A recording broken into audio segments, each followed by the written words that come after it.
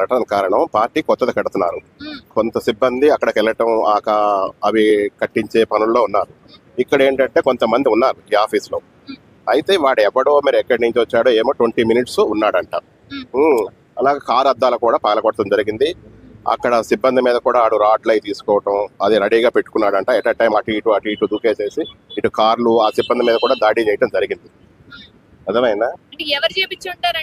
ఏముంది ఇప్పుడు మన దేశంలో ఏమైపోయిందంటే లౌకిక దేశం అనేది ఒకటి నేర్చుకుని ఈ కుల పిచ్చోళ్ళు, మత పిచ్చోళ్ళు, ఈ రాజకీయ దుర్మార్గులు తెల్లారులెగితే వాటి మీద ఆధారపడి బతికేవాళ్ళు, ఆ పార్టీలు ఇచ్చే ఫండ్స్ తీసుకునే ఎదవలో ఇట్లాంటి వాళ్ళు ఏంటంటే ఎవరినొకరిని రెచ్చగొట్టడం. అర్థమైందా? రెచ్చగొట్టి ఆయన ఏంటంటే ఇవాళ దేశం కోసం, ధర్మం కోసం, ప్రజా సమస్యల పరిష్కారం కోసం ఆయన కష్టపడుతున్నాడు. అట్లాంటి వాడికి ఏ అవాంతరాలు సృష్టిస్తే అట్లాంటి వాడు తప్పుకున్నాడు అనుకో, ఈ మిగతా పార్టీలు ఏంటంటే హ్యాపీగా బతకొచ్చు.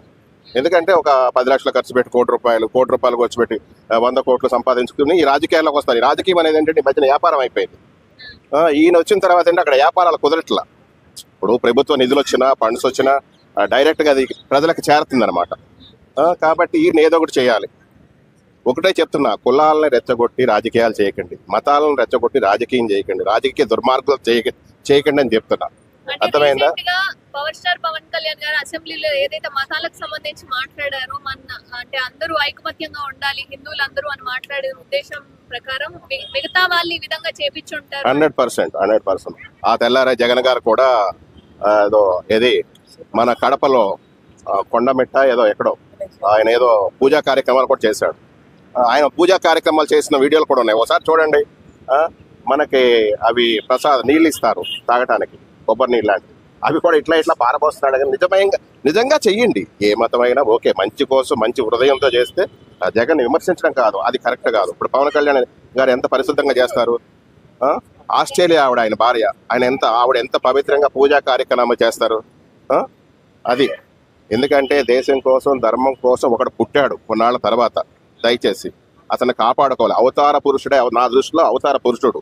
అర్థమైందా? దేవుడు దైవంతో సమానం. ఆయన జోలికి ఎవడన్నా వస్తే ఖబర్దార్, తెలంగాణ భాషలో చెప్తున్నా. ఎందుకంటే తెలంగాణ గడ్డ మీద పుట్టిన పార్టీ, తెలంగాణ గడ్డ మీద నుండే చెప్తున్నా. గుర్తు పెట్టుకోండి, ఆడు ఎట్లాంటి రాజకీయ నాయకుడు కాదు, ఎంత తోపైనా సరే వాడ బతుకులు సర్వనాశనం చేస్తాం. అర్థమైందా? ఏంట్రా మీకు దమ్ములు? ఆఫీసుల్లో ఎవరు లేనప్పుడు కార్లు అద్దాలు దాడులు చేయటాలు, వాళ్ళని వెళ్ళి కొట్టేయటాలు, చేసేటాలు, ఎవరినో పంపించి, ఇది కరెక్టా? అలాగే మీ ఆఫీసుల మీదకి మేము రావచ్చా, మేము చేయొచ్చా? కానీ మేము చెయ్యం. మేము చేస్తే మీరు ఎవడో ఉండరు, రాజకీయాల్లో ఉండరు, రౌడీ విధాల్లో ఉండరు మేము మొదలు పెడితే.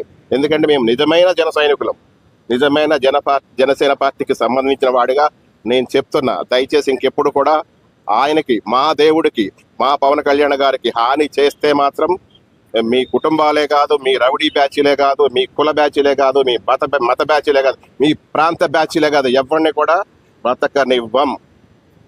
ఖబర్దార్, మరోసారి చెప్తున్నా, మంచిగా చేసుకోండి, ప్రజలకు మంచి చేయండి. మంచి నీచ రాజకీయాలు మానుకోండి, ప్రజా రాజకీయాలు చేయండి, ప్రజలకు సేవ చేయండి. అర్థమైందా? పవన్ కళ్యాణ్ లాంటి వారికి సహకరించండి. ఎవడరా ఇన్ని మంచి కార్యక్రమాలు చేసేది ఎవడు? సోషల్ మీడియాలో ఏదైనా కారు వస్తే ఆపితే పట్టించుకోకుండా వెళ్ళిపోతారు. ఆయన ప్రతి కారు ఎవరు ఆపినా, అన్న మాకు పవన్ అన్న అంటే మనం చూస్తున్నాం కదా మీడియాలో, పవన్ అన్న మాకు రోడ్లు లేదంటే 24 hours రోడ్లు ఎవడేపిస్తాడు? వారం పట్టవచ్చు, నెల పట్టవచ్చు, మా అయితే ఎవడనేది 24 hours రోడ్డు వేయించే ప్లాన్ చేస్తున్నాడు. ఇమీడియట్లీ నాకు తల్లిదండ్రులు లేదంటే దత్తత తీసుకుంటున్నాడు. అనాథాశ్రమాలకి కోట్ల నిధులు ఇస్తున్నాడు. ఆయన వచ్చే శాలరీ A to Z ప్రజలకు ధర్మం చేస్తున్నారు. ఆయన సొంత సంపాదన మీరు ఎవరైనా ధర్మం చేస్తాడా? ఏ పార్టీ రాజకీయ నాయకుడైనా నేను అడుగుతున్నా. సొంత సంపాదన ఎవడైనా ధర్మం చేసినోడు ఉన్నాడా?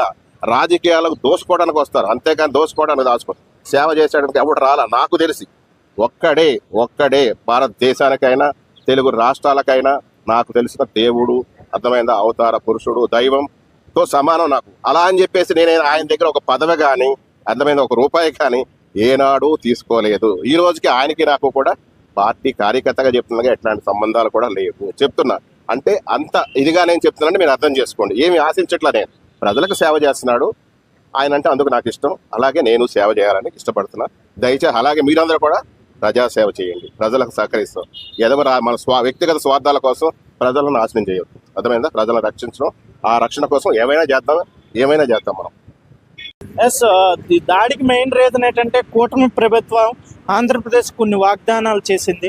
ఆ వాగ్దానాలు కరెక్ట్గా నెరవేర్చలేదు. ఆల్రెడీ 2 years అయిపోతుంది. దానివల్ల ప్రతీకారంగా ఈ దాడులు జరిగాయని చెప్పొచ్చు. అలాగే వైఎస్ఆర్సీపీ మీద కూడా కొన్ని దాడులు జరిగాయి. అది పాలక పరిపాలన ఖండించకపోవడమే దీనికి కారణమని నేను చెప్పొస్తున్నా. ఎందుకంటే పరిపాలనలో ఉన్న వాళ్ళు ఎవరు దాడులు చేసినా దానికి గమనించి పోలీసు వ్యవస్థను పటిష్టం చేసి శిక్ష వేస్తేనే ఇలాంటి దాడులు తగ్గుతాయి. ఒకరికి ఒకలాగా ఇంకొకరికి ఒకలాగా పరిపాలిస్తే ఇలాంటి దాడులు ఇంకా రిపీట్ అవుతాయి. అది వైఎస్ఆర్సీపీ అవ్వచ్చు, జనసేన అవ్వచ్చు.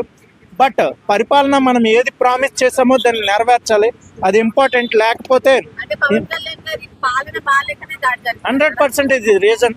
ఒక పరిపాలన వ్యవస్థలో ఉన్నప్పుడు పరిపాలన కరెక్ట్గా చేయకపోతేనే ఈ దాడులు జరుగుతాయి. అది వాళ్ళు పరిశీలించుకోవాలి. ఏదో చెప్పడం అని కాదు, వాళ్ళు పరిశీలించుకోవాలి అంతే. ఓకే, ఇప్పుడు ఆయన కార్లు పలగొట్టినాక ఏం జరగదు, శిక్షిస్తారు. ఇదంతా వైసీపీ వాళ్ళు చేయించారు అన్న టాక్ వస్తుంది. చెప్పలేం వైఎస్ఆర్సీపీ చేశారా లేకపోతే జనసేనలో కూడా కొన్ని డిస్ట్రిబ్యూట్స్ ఉన్నాయి, వాళ్ళకి కూడా పడట్లేదు. సో అది కూడా రీజన్ అవ్వచ్చు. అండ్ తెలుగుదేశానికి జనసేనకు కూడా పడట్లేదు. సో అది కూడా రీజనే. ఇక్కడ వైఎస్ఆర్సీపీ వాళ్ళ మీద తోయడం అనేది కరెక్ట్ కాదు. బట్ అది ఎవరైనాది తేల్చి శిక్షించడం అనేది కరెక్ట్. ఇంకోటి ఏంటంటే ఏదైతే పవన్ కళ్యాణ్ గారు అసెంబ్లీలో మాట్లాడారో దాని మీదనే ఇదంతా జరుగుతుంది అన్న టాక్ బయట అసెంబ్లీలో ఆయన ఏం మాట్లాడలేదు. ఎప్పుడు మాట్లాడినా ఆ లడ్డు గురించే మాట్లాడుతున్నారు. ఎస్, అది నాన్ సెన్స్. ఇన్ని రోజులు అది ఆల్రెడీ కేసు వేశారు. కేసు క్లియర్ చిట్ ఇచ్చేసింది supreme court. Tirupati laddu non sense కాదు. ఆ టాపిక్ క్లియర్ అయిపోయినా కూడా దాని గురించి మాట్లాడడం అనేది నాన్ సెన్స్. వైఎస్ఆర్సీపీ వాళ్ళు రెచ్చగొట్టట్లేదు. వీళ్ళు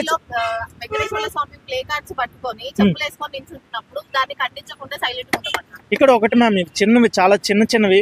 అది ప్రతి వ్యక్తి తెలుసుకోవాల్సిన పని. అది ఎవరెవరో చేసినవన్నీ ప్రతి ఒక్కరు వచ్చి చెప్తారని లేదు. ఎస్, అంటే లడ్డు గురించి వచ్చినప్పుడు అది లడ్డు గురించి వైసీపీ వాళ్ళు ఎవరైతే తప్పు చేశారో వాళ్ళని శిక్షించండి అని వైఎస్ఆర్సీపీ వాళ్ళు తప్పు చేసినట్టుగా ప్రూవ్ అవ్వలేదు మ్యామ్. ఎక్కడ కూడా ప్రూవ్ అవ్వలేదు. చెప్పొచ్చు కదా మీరు అంటున్నారు కదా, ఒకడేమో కెమికల్స్ వాడారు అని చెప్పేసి ఇచ్చింది, క్లీన్ చిట్ ఇచ్చిందని చెప్పుకుంటారు. ఇప్పుడు అది వాళ్ళు కలిపారని ప్రూవ్ అయిందా? ఎక్కడ ప్రూవ్ అవ్వలేదు. ఇంకోటి ఇప్పుడు మన ఇంట్లో తప్పు చేసామా ఒప్పు చేసామని మనమే దాన్ని చీకొట్టుకుంటున్నాం. తిరుపతికి ఒక మంచి నేమ్ ఉంది ఇండియా లెవెల్లో, వరల్డ్ లెవెల్లో. ఆ నేమ్ను మనమే తగ్గించుకుంటున్నాం. అది ఏదైనా ఎవరు చేయలేదు మ్యామ్. అది తప్పది. అది ఆరోపణ మాత్రమే. అది ఇంకా ప్రూవ్ కల్తీ జరగలేదు. అది ఇంకా అది ప్రూవ్ అవ్వలేదు. ఏమని చెప్పారు? వైవి సుబ్బారెడ్డి కల్తీ జరగలేదు. Hello, listen. వాళ్ళ సొంత ఇంటి నుంచి పాలు తెచ్చి నెయ్యి తెచ్చి ఎవరు వండట్లేదు. ఈ మిల్క్ ప్రొడక్ట్స్ అనేవి రైతుల నుంచి వస్తాయి, బిజినెస్ మ్యాన్ల నుంచి వస్తాయి. దాని నుంచి వస్తుంది. ఈ తప్పు చేసింది అనేది ఒక్కరి వల్ల జరగదు. ఇప్పుడు మనం ఒక ప్రోడక్ట్ బయట కొన్నామంటే అది మనం కొని తెచ్చిన వాడి తప్పు కాదు. అది ఎవడు కల్తీ చెక్ చేశారు. టీటీ చైర్మన్ గా ఉండి ఆయన ఒక వ్యవస్థ ఉంటది, ఆ వ్యవస్థ తప్పు చేయాలి. వ్యవస్థకి శిక్షించడం తప్పు లేదు. డైరెక్ట్ గా ఇప్పుడు ఇక్కడ మన హైదరాబాద్ లో ఒక పర్సన్, ఇప్పుడు ఫర్ ఎగ్జాంపుల్ జనసేన ఒక ఎమ్మెల్యే రీసెంట్ గా ఒక ఆరోపణ ఎదుర్కొంటున్నాడు. ఆయన తప్పు చేశారని పవన్ కళ్యాణ్ జైలు బెటర్ కదా. అవునండి, పవన్ కళ్యాణ్ గారు తప్పు జరిగింది అక్కడ ప్రశ్నించండి అని చెప్పి అందరి కూటమిలో ఉన్న వాళ్ళ నాయకులు అందరికీ చెప్పాడు. మరి జగన్ ఎందుకు తప్పు జరిగింది అక్కడ జరిగింది తప్పు, దాన్ని ఎవరు తప్పు ఇప్పటికీ జరగలేదు. మీరు తప్పు ప్రూవ్ చేయొద్దు, ఓకేనా? తప్పు అయితే జరగలేదు. మరి ఎందుకు వాళ్ళు అంటున్నారు ఎవరు తప్పు జరిగితే వాళ్ళకి శిక్షించాలి అని ఎందుకు జగన్ మాట్లాడట్లేదు? ఏంటి జగన్ ఎందుకు? ఎప్పుడో చెప్పారు. జగన్ ఇప్పుడే కాదు, జగన్మోహన్ రెడ్డి తండ్రి కూడా అన్నాడు, నా కొడుకే తప్పు చేస్తే ఉరి కూడా తీయడానికి నేను యాక్సెప్ట్ చేస్తాను. ఈవెన్ జగన్మోహన్ రెడ్డి కూడా ఎన్నిసార్లు అన్నాడు, తప్పు చేసిన వాళ్ళు శిక్షించండి. ఇప్పుడు అసలు జగన్మోహన్ రెడ్డి ఇంతవరకు దాని గురించి మాటలు కూడా ఆడలేదు. ఏదో 1 or 2 times ఏందో వీళ్ళు ఎట్లా మాట్లాడుతున్నారు అన్నారే గానీ ప్రభుత్వంలో ఎవరు మాట్లాడినా జగన్ గారు మాట్లాడితే అది గుర్తుపెట్టుకోండి. ఇంకోటి ఏంటంటే వాళ్ళకి ఎలాంటి రైట్స్ లేవు, మాట్లాడట్లేదు అని మీరు అంటున్నారు. మరి ప్లే కార్డులు పట్టుకొని అసెంబ్లీలో చెప్పులు వేసుకొని వెంకటేశ్వర స్వామి ప్లే కార్డులు పట్టుకొని ఉంచడం ఎంతవరకు కరెక్ట్? చెప్పులు వేసుకొని ప్లే కార్డు పట్టుకోకూడదు. అది దేవుడిది, వెంకటేశ్వర స్వామి. వెంకటేశ్వర స్వామి ఫోటో పట్టుకొని చెప్పులు వేసుకుంటే వాట్ ఈస్ ప్రాబ్లం? దేవుడికి గుళ్ళోకి వెళ్తామా?